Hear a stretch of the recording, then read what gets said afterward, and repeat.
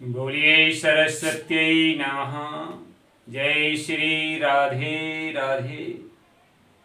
बंधुओं, आज की सभा में मनुष्य के जीवन में अति उपयोगी क्या है? मनुष्य का सबसे उपयोगी आचरण है। सदाचार सबसे अधिक उपयोगी होता है। मनुष्य के जीवन में सदाचार के बिना मनुष्य अधूरा होता है। विद्वानों ने लिखा है कि धन गया गया नहीं कुछ भी, स्वास्थ्य गए कुछ जाता है, सदाचार लुट गया मनुष्य का सब कुछ ही लुट जाता है।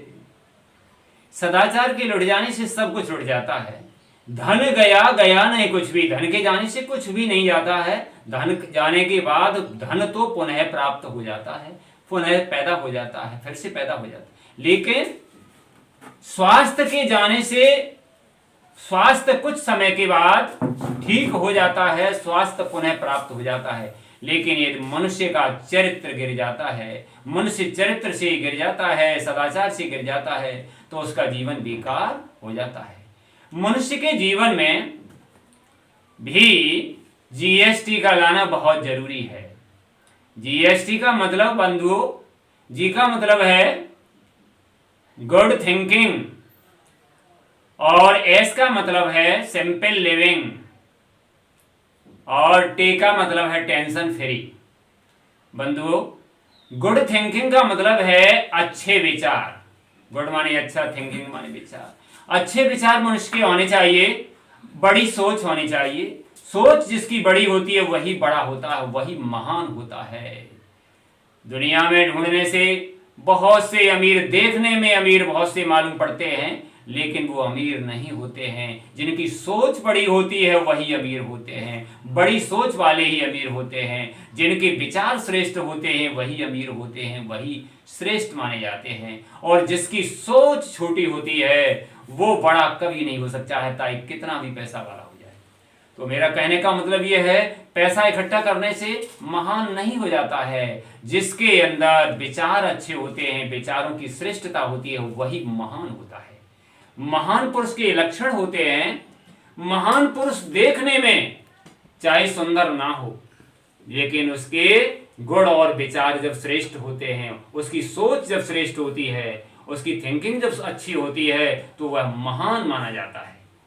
देखने में कोई व्यक्ति थोड़ी देर के लिए सुंदर लग सकता है, लेकिन सुंदरता उसकी थोड़ी देर के लिए कामयाब होती है। उसके बाद, उसके चले जाने के बाद उसकी सुंदरता को सभी लोग भूल जाते हैं। लेकिन जिसके विचार अच्छे होते हैं, जिसकी थिंकिंग अच्छी होती है, जिसकी सोच अच्छी होती है, उसको लोग जीवन में हर समय याद करते हैं।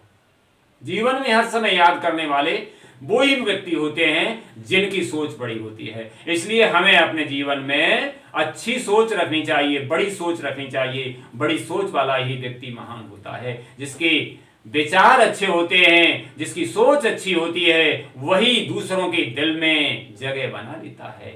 एक व्यक्ति ऐसा होता है जो कि दूसरों के दिल से चला जाता है, दिल में। और दूसरा व्यक्ति कैसा होता है, जो दूसरे के दिल में समा जाता है। दूसरे के दिल में जो समा जाता है वो कभी निकल नहीं पाता है। जिसके श्रेष्ठ विचार होते हैं वही दूसरों के दिल में जगह बना लेते हैं। इसलिए हमें धन की तरफ महत्व नहीं रखना चाहिए और हमें अपने स्वास्थ्य की तरफ भी अधिक चिंतित नहीं होना चाहिए, क्योंकि स्वास्थ्य भी हमारा ठीक हो सकता है। लेकिन हमें हमेशा देखना चाहिए कि कहीं भी हमारा चरित्र तो नहीं बिगड़ रहा है। हमारे व्यवहार से, हमारे आचरण से, हमारे कारनामे से, आचरण से, व्यवहार से और हर तरह से, हमारी सोच से किसी को कोई कष्ट तो नहीं हो रहा है। हमारी वाणी से किसी को कष्ट तो नहीं हो रहा है। हमारे शरीर से और व्यवहार से कोई दुखी तो नहीं हो रहा है। यह दुखी हो रहा है तो समझ लेना चाहिए कि हम पाप के भागी हैं, हमारा पुण्य घट रहा है और पाप बढ़ा है। बंधुओं, हमेशा ध्यान देने योग्य बात यह है कि वाणी से भी पाप होता है। कोई ये ना सोचे कि केवल शरीर से ही पाप होता है, वाणी से भी पाप होता है। इसलिए हमें मनसा, वाचा, कर्मणा तीनों प्रकार से पवित्रता लानी चाहिए। तीनों प्रकार से, मन से भी, वाणी से भी और आचरण से भी, शरीर से भी हमें पवित्र विचारधारा रखनी चाहिए। और जब हम पवित्र विचारधारा वाले होंगे तभी तो हमारा आचरण श्रेष्ठ होगा।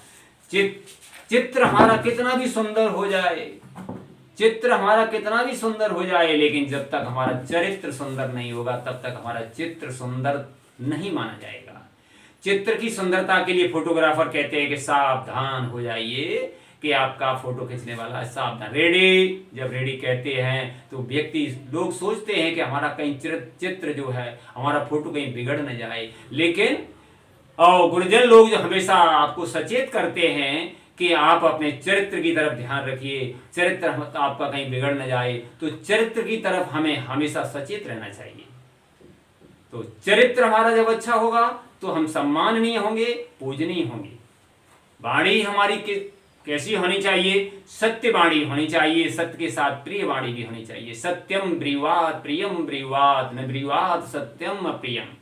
सत्य बोलना चाहिए और प्रिय बोलना चाहिए। ऐसा सत्य भी नहीं बोलना चाहिए जो अप्रिय हो, ऐसा प्रिय भी नहीं बोलना चाहिए जो असत्य हो। इसलिए बंधुओं, इस बात का हमें ध्यान रखना है कि किसी के साथ हम जब वाणी का उपयोग करें, अपनी वाणी कैसे बोलेंगे? प्रिय बोलेंगे और सत्य बोलेंगे। वाणी के भी भेद विद्वानों ने 4 प्रकार के बताए हैं। एक वाणी पहली घोड़ी होती है सामान्य वाणी, सामान्य वाणी पहली, दूसरी प्रभावी वाणी होती है, तीसरी सिद्ध वाणी होती है, चौथी भगवत वाणी होती है। 4 प्रकार की वाणी को अच्छी तरह से याद कर लीजिए। सामान्य वाणी वह वाणी होती है जो कि आपस में, घर परिवार में, पास पड़ोस में बैठ करके महिलाएं और पुरुष, घर के लोग कोठी पर, दरवाजे पर और गलियों में, यहाँ तक है कि आपस की जो सभाएं होती हैं उनमें आपस में जो बैठ करके बातचीत करते हैं वो सामान्य वाणी होती है। कहीं किसी की बुराई करते हैं, किसी की भलाई करते हैं। भलाई करना, बुराई करना, किसी की प्रशंसा करना, ये समाज में बैठ करके जो आपस में जो बातचीत हम हमेशा करते रहते हैं वो हमारी सामान्य वाणी होती है। लेकिन दूसरे प्रकार की जो वाणी होती है वो प्रभावी वाणी होती है। प्रभावी वाणी कौन सी होती है? प्रभावी वाणी ऐसी होती है कि हमें अपनी वाणी का ऐसा प्रयोग करना चाहिए जिससे हमारी वाणी से दूसरे